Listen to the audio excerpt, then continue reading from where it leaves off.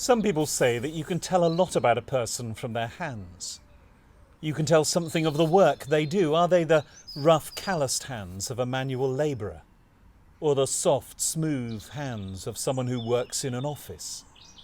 Are the nails those of someone who's confident in their appearance, beautifully manicured, maybe even varnished? Or are they the bitter nails of a worrier, gnawed to the quick by a life of fretting? And what stories are told by the scars they bear, the accidents with penknives as a child or the marks of minor operations? And then there are the rings, wedding, engagement, eternity, and the skin, young and soft or older and more wrinkled. You don't have to be a fortune teller to know that you can tell much about a person from their hands. But what did Jesus' hands say about him?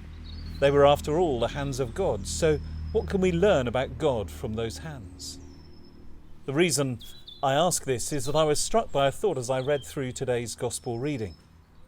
On the face of it, I knew the story well and began to think along traditional lines. This was the story of doubting Thomas. Now Thomas, for some reason, was not with the other disciples when the risen Jesus first came and stood among them. He probably had his reasons.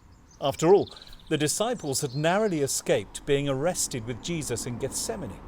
As the followers of a dangerous agitator, they would be under suspicion.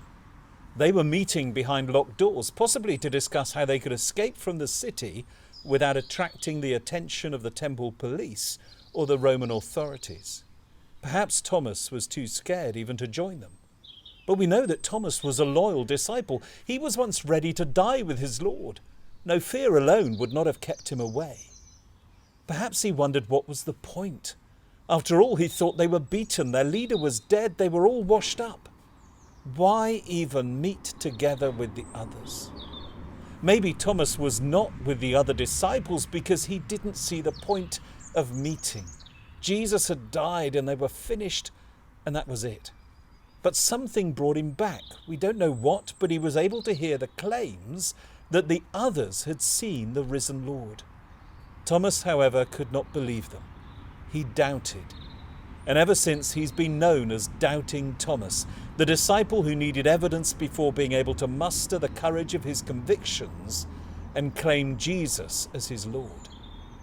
Now, all that may well be true, but there's more to this reading, I believe, than just a simple matter of doubt and the need for evidence.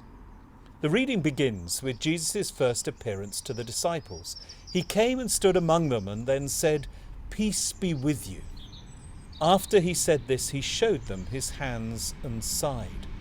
Later, Thomas, who had missed seeing Jesus, said, "Unless I see the nail marks in his hands, and put my finger where the nails were, and put my hands into his side, I will not believe it." Jesus then appeared to him and allowed him to do just that. Now the thing is, resurrection, the idea that the dead will be raised, was not a new concept for the disciples. They all believed in resurrection. The only thing is that they'd always assumed that the resurrection would occur at the end of the age. Most Jews believed in a day of resurrection where we would all rise again. What surprises them is that day when the dead shall rise had in Jesus already happened. The disciples may have been surprised by the timing of events, but they were not having to deal with an entirely new concept. Now, if you believe in the resurrection and that after you have died, God will give you a new body, a transformed body, a glorious resurrection body, then what do you suppose it will be like? What will you look like? Will you still have a dodgy knee? And what will your hands be like? Will you still have hard skin and blisters? And will your hands still bear the scars of your earthly life? Because, I wouldn't have thought so.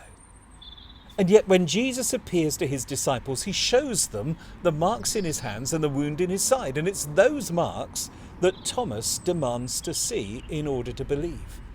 Jesus has been raised from the dead. He has been given his resurrection body, and that body bears the scars of his earthly sacrifice. Even now, Jesus' body bears the marks of the nails and the wound in his side.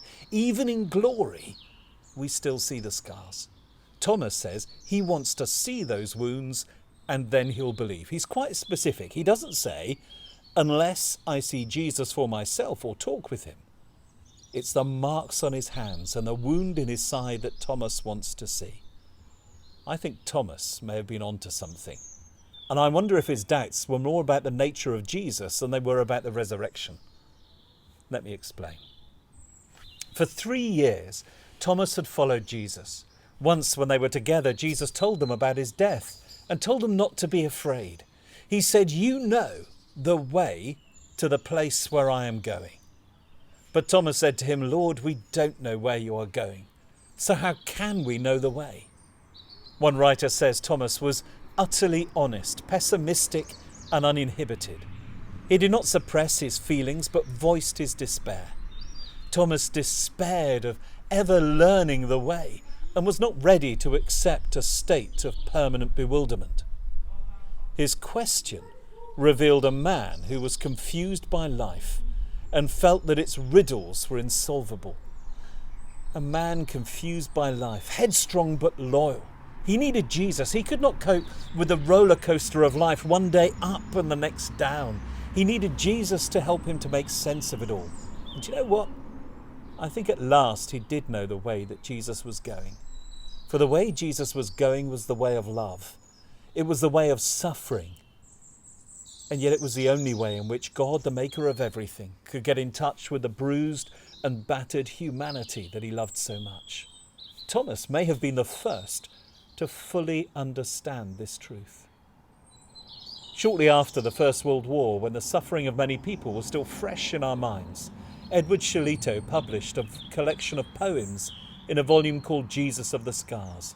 And under the heading, He Showed Them His Hands and His Side, his first poem spoke of this Jesus of the Scars.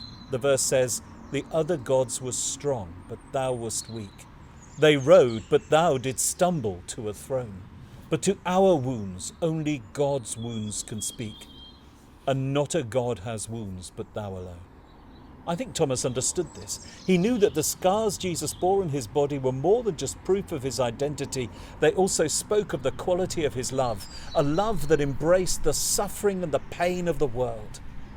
Perhaps what marks Thomas out is that he needed to know that that same quality of love was present after the resurrection, as we know that it was before.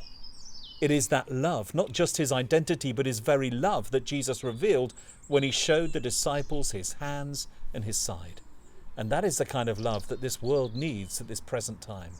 Not an intimidating kind of confidence that suggests that we've got it all worked out, or a kind of misplaced triumphalism that suggests wrongly that we should never experience times of difficulty or problems in our daily lives. It's okay not to be okay, to feel a little vulnerable, to not shrink from that as people so often do. Perhaps we need someone to be with us, even if it's just virtually by phone or Zoom or FaceTime, to pray with us, cry with us, celebrate with us, to be Jesus' love made real for us. Ministry, the ministry of the people of Jesus, is about sharing the pain of others in order to minister Christ's love to them. Ministry is about learning to listen to the pain of the world, to hear its silent crying, as well as its strident and angry crying. It's about letting all this break our hearts, just as it broke the heart of God. Ministry is about following Jesus into the brokenness of our world, into the hurt, the pain, the suffering, into the darkness that's all around us and to the people who are there. And it's about showing them as well as telling them that there is a God who made them and who loves them. And he hates the pain that they're suffering and he longs for them to discover him. He is a God who bears the marks of love on his hands even now. And it's that quality of selfless love that we see in those who work in the NHS, in care homes, among volunteers, and in our churches scattered but still at work in our world. It is that quality of selfless love that is inspiring so many people, just as it inspired Thomas 2,000 years ago. It's said that Thomas was martyred, killed by a spear while still professing his faith. Thomas's death was not the death of a skeptic or a doubter. It was the death of a man who loved people so much that in the end he was willing even to die so that others might learn the nature and the character of God's love. A God who in Jesus still bears the scars of what that love meant on his hands.